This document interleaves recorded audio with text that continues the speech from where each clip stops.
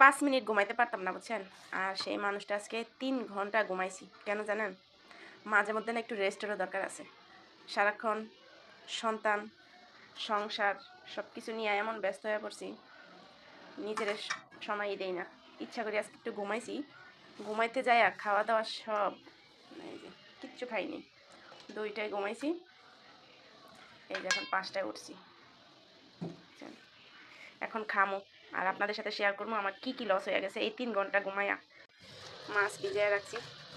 যদি সজাগ থাকতাম তাহলে এই যে রান্না হয়ে যেত। এখনও রান্না কমপ্লিট। ভাত বসিয়ে দিছি। এই যে তরকারি কাটা হয় না। মাটির নিচে আলু দিয়ে মাছ দিয়ে রান্না করুন। এই যে এখন আজান দিতে আছে, শুনতেছেন? আমি কিন্তু ঘুমাইতাম না, বুঝছেন? আমার মায়ে বলছে আমার ঘুমাইতে খালি তুই ঘুমা ঘুমা। এই যে ঘুমানে কত লেট হয়ে গেছে সব কিছু। মায়ে বুঝবো? হ্যাঁ, সংসারে কত কাজ আছে, খালি ঘুমাইলে হইব? ওই যে আমি সুস্থ আছি, কয় না তুই ঘুমাইতে হইব, ঘুমা।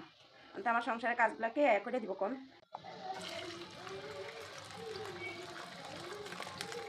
জাল জাল করে ডিম ভাজি আমার কাছে খুব ভালো লাগে। শীতকালে এরকম করে ডিম ভাজি আমার কাছে খুব ভালো লাগে।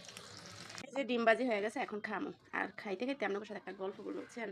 আমার মা বোঝে না, আমার মারে বুঝাইতে পারি না। আমার মা বুঝবো কেমনে? আমরা যখন ছোটো ছিলাম, আমার নানা বাড়িতে আমি মানুষ হয়েছি।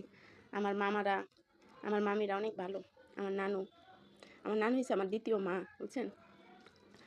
হ্যাঁ, আমার অনেক আদর যত্ন করছে। আমার মার ফিরিসাটা কম কম পড়ছে মার উপর। তো সন্তানের নানা নানি মামা খালারা যদি কাছে থাকে, সন্তানের মার উপরে ফিরিসাটা কম পড়ে।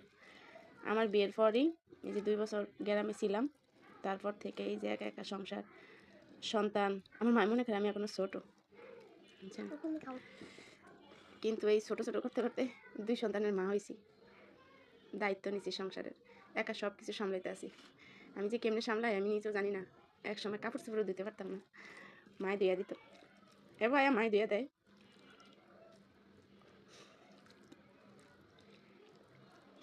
এই হচ্ছে আমার অবস্থা। সব সামলাইতে আছি, ভালোই আছি। সন্তান, সংসার, স্বামী সব আগে নিতে আছি। আলহামদুলিল্লাহ ভালো আছি। এখন ফুল দায়িত্ব পালন করতে আছি, সন্তান, সংসার, স্বামী সবাই। আলহামদুলিল্লাহ অনেক ভালো আছি, দোয়া করেন সবাই।